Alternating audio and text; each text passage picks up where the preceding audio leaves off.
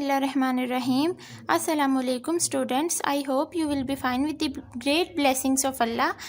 Fundamental of complex analysis है, doctor Mohammad Iqbal इसके writer हैं। तो चलें इसका स्टार्ट करेंगे आज स्टार्ट से काम इसका। यहाँ इसका कंटेंट्स देख लें। इसके चैप्टर्स हमारे पास 0 से स्टार्ट हो रहे हैं, चैप्टर 0, चैप्टर 1, चैप्टर 2, ठीक है। तो हम इसको सीक्वेंस वाइज पढ़ेंगे सारे चैप्टर्स को, और टोटल चैप्टर्स इसके 9 हैं, चैप्टर 9 तक है। देन अपेंडिसेस, बिब्लियोग्राफीज वगैरह दिए हुए हैं। तो चलें इसका स्टार्ट करते हैं। Chapter 0 basic concepts and complex number. अब देखें जो चैप्टर 1 है इसमें सारा आपने कॉन्सेप्ट पढ़ा हुआ है, कॉम्प्लेक्स नंबर्स के बारे में बताया हुआ है। यहाँ देखें basic concepts and complex numbers के बारे में बताया हुआ है। कॉम्प्लेक्स नंबर्स क्या होते हैं आप ये पढ़ के आए हैं, 9th से पढ़ते आ रहे हैं, ठीक है। 9th 10th first year second year आपने सारी क्लासेस में पढ़ा। कॉम्प्लेक्स नंबर क्या होते हैं, पोलर फॉर्म पढ़ेंगे, कॉन्जुगेट कॉम्प्लेक्स नंबर्स के बारे में पढ़ेंगे, और modulus of a complex number, mode किस तरह फाइंड आउट करते हैं। मोड का पता है ना, square root x square plus y square. तो चलें ये स्टार्ट करते हैं अपना काम। बिस्मिल्लाहिर्रहमानिर्रहीम। चैप्टर 0 अब basic concepts and complex number. इसमें जस्ट हम बेसिक कॉन्सेप्ट पढ़ेंगे कॉम्प्लेक्स नंबर्स के बारे में। तो इसका यहाँ से स्टार्ट करते हैं। नीड्स फॉर कॉम्प्लेक्स नंबर के, इसकी कॉम्प्लेक्स नंबर्स की हमें ज़रूरत कब पेश आई थी। The solution of algebraic equation, for example the quadratic equation. तो स्टार्ट में आपके पास कौन सी इक्वेशंस होती थी, क्वाड्रेटिक इक्वेशंस, जो कि इस टाइप की इक्वेशंस को हम क्वाड्रेटिक इक्वेशंस बोलते हैं। Do not possesses real roots. To find the solution of the above quadratic equations, Euler's mathematician was first introduce symbol. तो इसने फर्स्ट टाइम इंट्रोड्यूस करवाया एयोटा का symbol is equal to square root -1, और iota square की value किसके equal होती है, -1 के इक्वल। जब आप इसका स्क्वायर लेंगे तो आपके पास -1 आ जाएगा। देन आपके पास क्या है, जर्मन मैथमेटिशियन था, was first to prove the satisfactory manners that some algebraic equation with real coefficient have complex root in the form a ± iota b। अब ये क्या है, कॉम्प्लेक्स रूट्स हैं, and irrational roots always occur in pair. अब देखें complex number हम शुरू से पढ़ते आ रहे हैं, 2 पार्ट्स होते हैं कॉम्प्लेक्स नंबर्स के, एक रियल होता है और एक इमेजिनरी होता है। इमेजिनरी पार्ट कौन सा होता है, जिसके साथ आयोटा होता है। Real numbers can be further classified as, अब इसको कितने उसमें क्लासिफाइड किया हुआ है, देखें नेचुरल नंबर्स होते हैं, हम पढ़ते आ रहे हैं। एज कहाँ से स्टार्ट होते हैं, 1 2 3 up to so on. Positive negative integers कौन से होते हैं, 0 से स्टार्ट होते हैं, +-1 +-2 +-3, ये पॉजिटिव और नेगेटिव इंटीजर्स हैं। और रेशनल नंबर्स कौन से होते हैं, number of the form p/q when p and q are integers and q is not equal to 0। Example 1/3, 2/5, मतलब p/q की फॉर्म के जितने भी नंबर्स होते हैं उनको हम रैशनल नंबर्स बोलते हैं, where q is not equal to 0। तो ये रैशनल नंबर्स हो गए। इरेशनल नंबर्स कौन से होते हैं, the number which can be represented as infinite non recurring decimals. अब इरेशनल नंबर्स कौन से नंबर्स होते हैं, नंबर्स मौजूद हो। इनफिनाइट का मतलब है जो अप टू जाए जा रहे हैं जिनकी हमें nth टर्म नहीं पता, ठीक है। इनफिनाइट नॉन रिकरिंग डेसिमल्स होते हैं। अब square root 2 is equal to, अब जिस तरह ये 1.41 इसकी पता है ना हमें वैल्यू ये होती है, अमूमन हम याद भी रखते हैं 1.4142, इतनी अमूमन हम याद भी रखते हैं, और अप टू ये आगे जाई जा रही है, स्टॉप नहीं हो रही, तो ये इनफिनाइट है। इसी तरह स्क्वायर रूट 3 इनफिनाइट है, इसी तरह पाई की वैल्यू इनफिनाइट है, ई की वैल्यू इनफिनाइट है। अब देखें रैशनल और इरेशनल नंबर्स के बारे में। अब जो रैशनल नंबर्स होते हैं ना इसकी भी 2 टाइप्स होती हैं। यहाँ देखें एक टर्मिनेटिंग डेसिमल्स होते हैं और एक नॉन टर्मिनेटिंग डेसिमल फ्रैक्शंस होते हैं। रैशनल नंबर्स की टाइप बता रही हूँ। अब जो टर्मिनेटिंग डेसिमल्स होते हैं वो p/q की फॉर्म में होते हैं, और उनका आंसर कोई एक फिनाइट नंबर आता है। p/q की फॉर्म के नंबर एक फिनाइट आंसर आता है, where q is not equal to 0। तो ये स्टॉप हो रहा है ना, तो ये एक फिनाइट नंबर है। और जो recurring and non terminating decimal fractions कौन से होते हैं, ये भी रैशनल नंबर की दूसरी टाइप है ये। तो वो p/q की फॉर्म में होते हैं, लेकिन उसके अंदर क्या होता है, 1 या मोर डिजिट्स रिपीट हो रही होते हैं। अब इसमें जस्ट 1 डिजिट रिपीट हो रहा है, 0.222 अप टू सो ऑन, और इसमें 4/11 में आपके पास 2 डिजिट्स रिपीट हो रहे हैं, 3636। तो ये नॉन टर्मिनेटिंग डेसिमल फ्रैक्शन में हमारे पास 1 या मोर डिजिट्स रिपीट हो रहे होते हैं। इसके अलावा इसकी दूसरी नंबर जो होते हैं वो इरेशनल नंबर्स, तो वो मैंने आपको बुक से बताया कि ये वाले होते हैं, ठीक है, इनफिनाइट नॉन रिकरिंग डेसिमल्स होते हैं। नेक्स्ट यहाँ से ऑर्डर्ड पेयर देखें। आप pair a, b such that a comma b is not equal to b comma a unless a is equal to b is called an ordered pair। तो जो इस तरह का ब्रैकेट में और a comma b इस तरह के पेयर को हम क्या बोलते हैं, ऑर्डर्ड पेयर बोलते हैं। It can be represented as the point, तो ये पॉइंट को रिप्रेजेंट करता है। इसमें जाहिर बात है हमारे पास दो पॉइंट होंगे a और b, तो वो एक पॉइंट को ही जाहिर करेगा। और example p is a point with ordered pair 2,3 and q with ordered pair 3,2। तो देखें यहाँ उन्होंने x और y प्लेन पे हमें बता भी दिया है, ये आपका जो पॉइंट है वो रिप्रेजेंट कर रहा है 3,2। यहाँ x की वैल्यू 3 है और y की वैल्यू यहाँ से 2 है, और एक p पॉइंट है इसमें, यहाँ इसमें 2 x की वैल्यू 2 है और y की वैल्यू 3 है। तो अब ये दोनों क्या हैं, ये ऑर्डर्ड पेयर हैं, ये पेयर्स हैं, p और q का पेयर है। नेक्स्ट कॉम्प्लेक्स नंबर्स देख लें। An ordered pair x, y which is equally denoted by z is equal to x, y is equal to x plus iota y।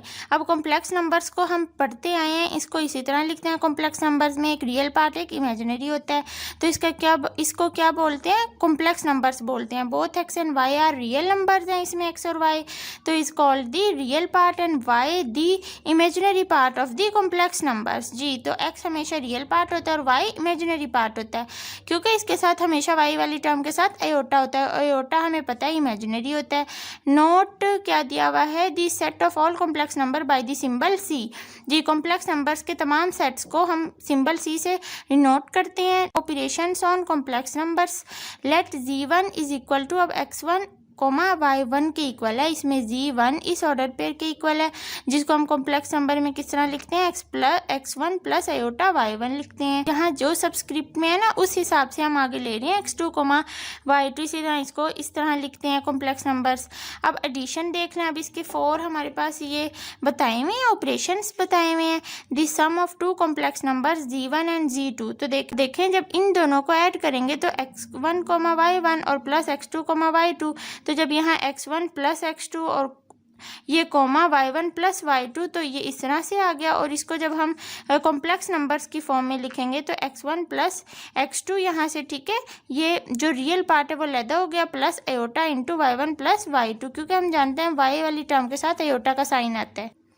Next इसका second जो है वो operation on complex numbers पे क्या लगा रही हैं, सब्ट्रैक्शन।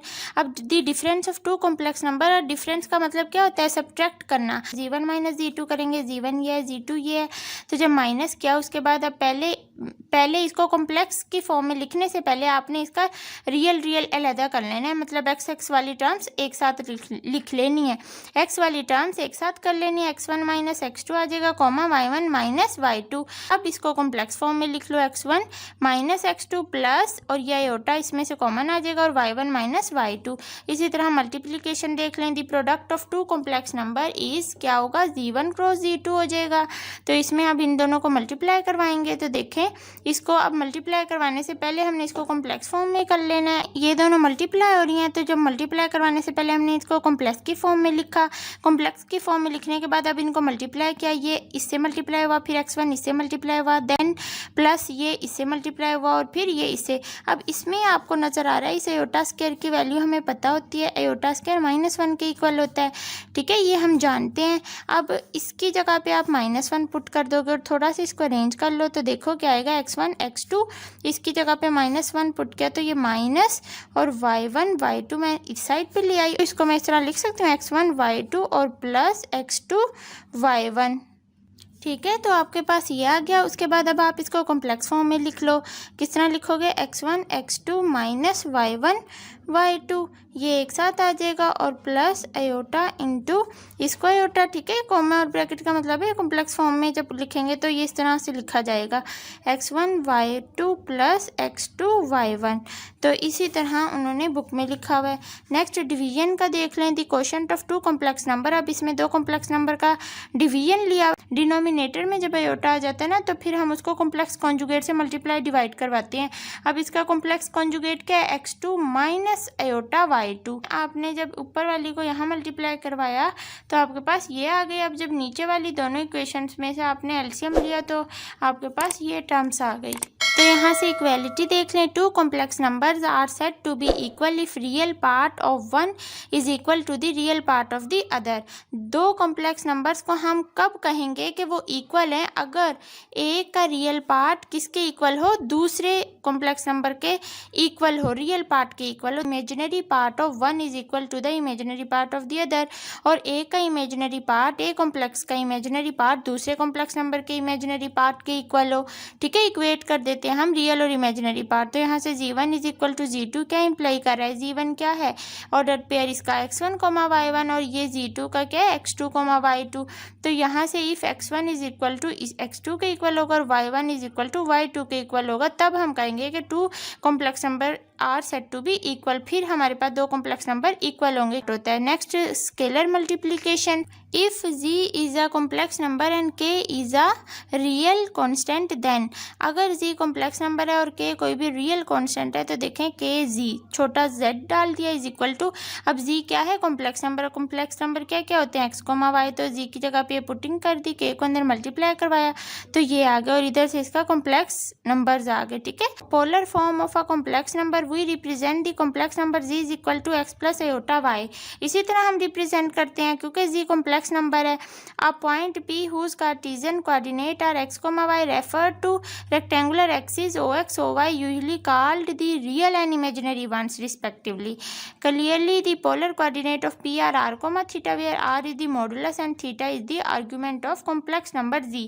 अब इस पूरे पैराग्राफ में क्या बताया हुआ है? z आपके पास x प्लस आयोटा y कोई भी कॉम्प्लेक्स नंबर होता है। अब यहाँ देखें, ये x एक्सिस है, ये y एक्सिस है, और इसमें ये कार्टेशियन क्या बनाया हुआ है? कार्टेशियन कोऑर्डिनेट्स हैं। p एक पॉइंट है x y।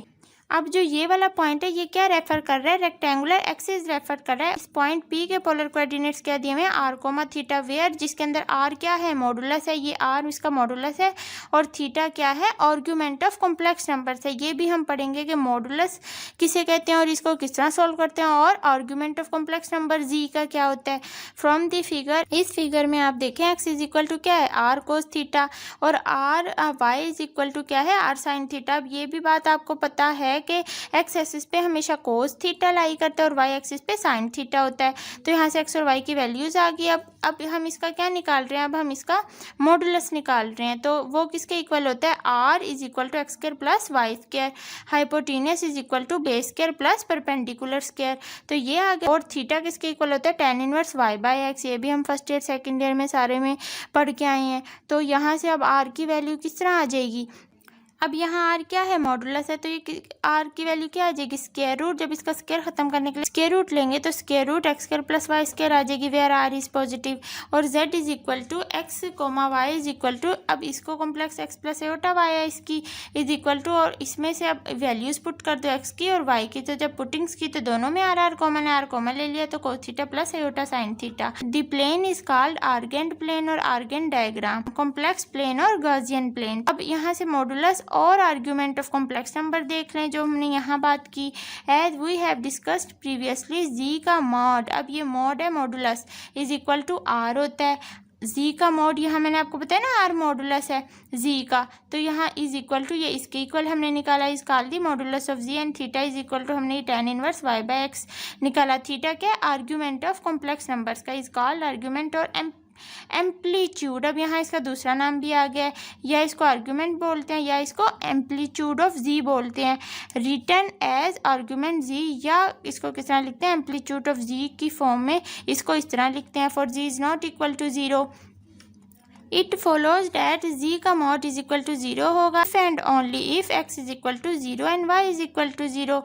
अब जी का मॉड कब जीरो होगा? अगर x भी जीरो हो और y भी जीरो, डेट इज जी का mod is the distance of the point from the origin. G mod क्या होता है? डिस्टेंस होता है उस पॉइंट का ओरिजिन से, ठीक है, फ्रॉम द ओरिजिन, ओरिजिन से पॉइंट तक का डिस्टेंस हमारे पास क्या होता है? जी मॉड होता है। The argument theta of a complex number is not unique since if theta be a value of argument so also is 2n pi plus theta, where n क्या है, अब यहाँ पॉजिटिव नेगेटिव इंटीजर हैं, 0 +, -1 + -2, और the value of argument v satisfy the inequality. और अब वो value argument की जो इनइक्वालिटी को शो करे। अब देखें ये इनइक्वालिटी है, लेस देन इक्वल टू, ये इनइक्वालिटी है, तो इसको क्या बोलेंगे, is called the principal value of the argument. तो जी वो आर्ग्यूमेंट जो इनइक्वालिटी को शो करे तो उसको क्या बोलेंगे, प्रिंसिपल वैल्यू ऑफ आर्ग्यूमेंट। ठीक है, तो अल्हम्दुलिल्लाह हमने अपना पीछे से modulus, polar form, complex number की इसका सारा कॉन्सेप्ट जो हम शुरू से पढ़ते आ रहे हैं वो एक दफ़ा हमने रिवाइज़ कर लिया। कॉम्प्लेक्स नंबर्स के बारे में थोड़ा सा व्यू लिया हमने, रियल और इमेजिनरी पार्ट्स के बारे में पढ़ा, ऑर्डर पेयर के बारे में पढ़ा। तो आई होप आपको समझ आई होगी। ये चीज़ें हम शुरू से पढ़ते आ रहे हैं, 9th 10th, इनफैक्ट उससे भी पहले के पढ़ते आ रहे हैं। ठीक है, कॉम्प्लेक्स नंबर्स होते क्या हैं ये हम सारा 9th 10th से पढ़ते आ रहे हैं। तो आपको तो नेक्स्ट वीडियो में हम अपना एग्जाम्पल स्टार्ट करेंगे और ईच एंड एवरी स्टेप बहुत अच्छे तरीके से समझ के करेंगे। तो अब आप अपना बहुत सा ख्याल रखिए और हमेशा दुआओं में याद रखिए। मुझे भी। अल्लाह हाफिज़।